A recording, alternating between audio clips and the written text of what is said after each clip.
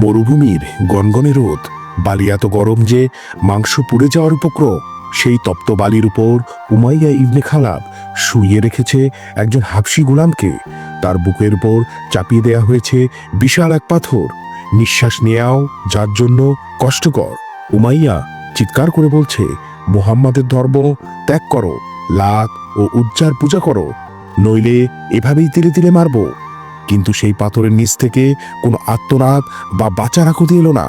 এলো শুধু একটি শব্দ, আল্লাহ এক, আল্লাহ এক।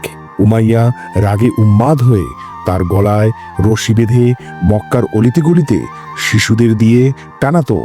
শরীর ক্ষতবিক্ষত হয়ে রক্ত ঝরত, কিন্তু তার মুখ থেকে ওই এক শব্দ ছাড়া আর কিছুই বের হতো না। পরবর্তীতে এই হাবশী গোলামি হয়ে উঠেছিলেন ইসলামের প্রথম মুয়াজ্জিন হযরত বিলাল রাদিয়াল্লাহু তাআলা আনহু। মক্কা বিজয়ের দিন তিনি যখন কাবার ছাদে উঠে আজান দিলেন, তখন তার সেই আল্লাহু আকবার ধ্বনি শুনে মক্কার কাফিরদের বুক কেঁপে উঠেছিল।